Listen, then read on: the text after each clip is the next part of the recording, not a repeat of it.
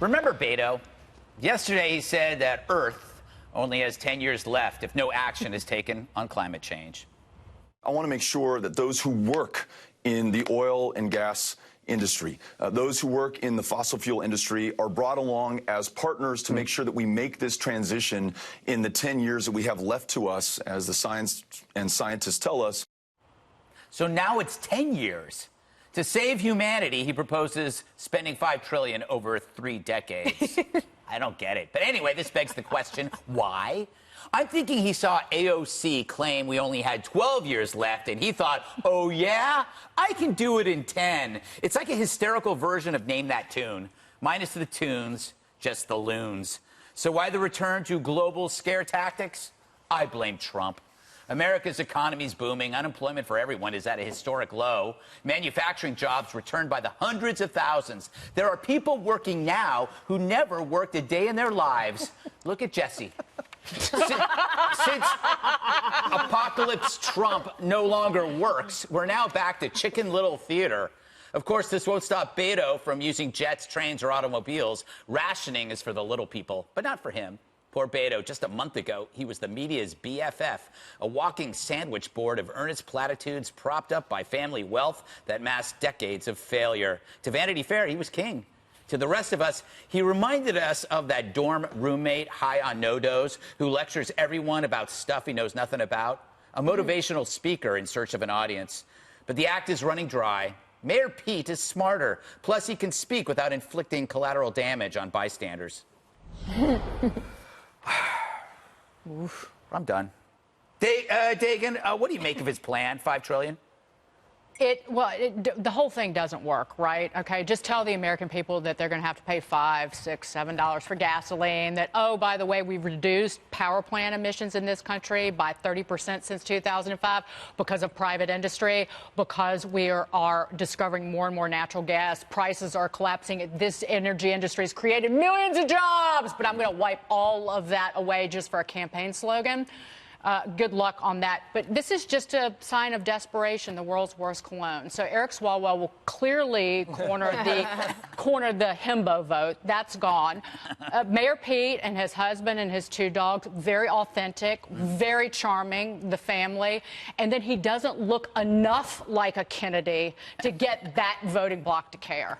Boom, he's done. Yeah, he's half a Kennedy. Jesse, I think Beto was just basically like hooked his wagon to AOC.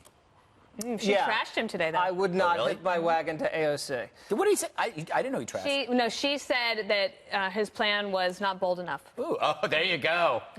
Well, here's what I would say, Greg.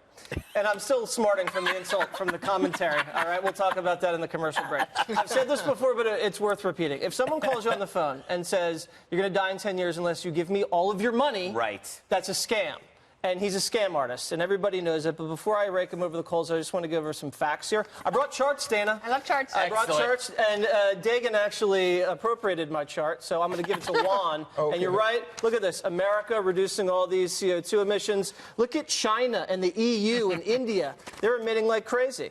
Green New Deal, in order to get that done, you have to set aside the landmass of a California just to house all of the windmills and the solar panels. Right. Okay? How did we get out of the last ice age anyway if there was no fossil fuels? I wonder how the Earth heated up then.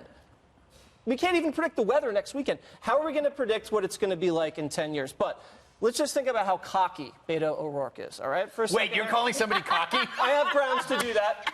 So you have a $21 trillion U.S. economy. The fossil fuel industry runs this economy. It's created all of this wealth, revolutionized transportation, communications, industry, lifted people out of poverty.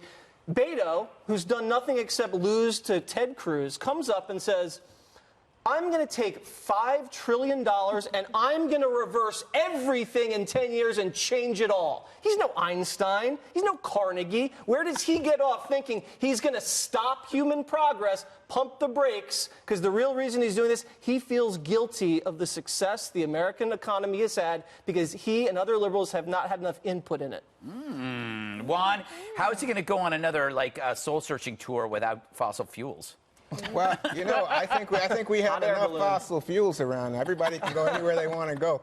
I think the news here is you get 80+% of Democrats saying this is their number one issue. I think that's, you know, just looking Things at that. must be good if that's the number one issue. Well, because you have, I mean, in some places you say it was healthcare or education, but now, today, 81% saying that this is the number one issue. So, you know, I argue with Jesse, with Dagan, with these guys about climate change, and it never changes anything except it gets me heated.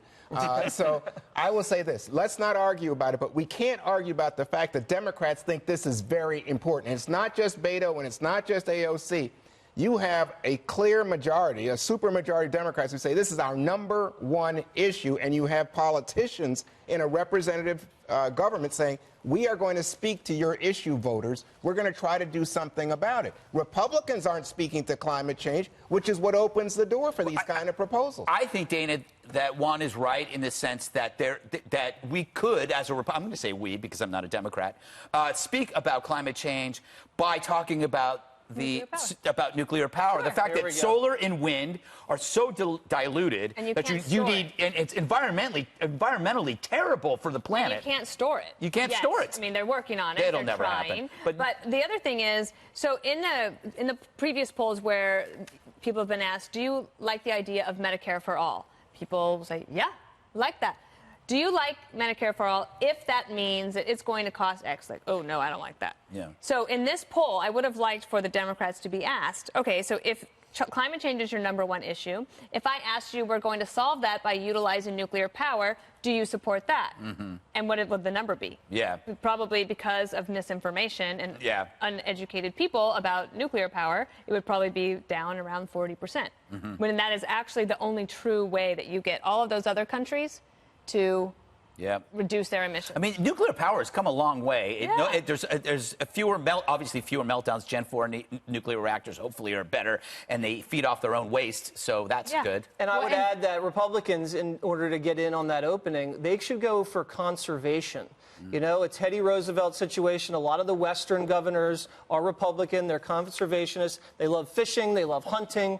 Don Jr. is a big outdoorsman. He could sell that in a heartbeat. I'm waiting and that for would be much more appealing. God knows he's stopped a lot of heartbeats. Vanishing airplanes. Oh, my gosh. I want every liberal to be a vegan. Boom. There you go.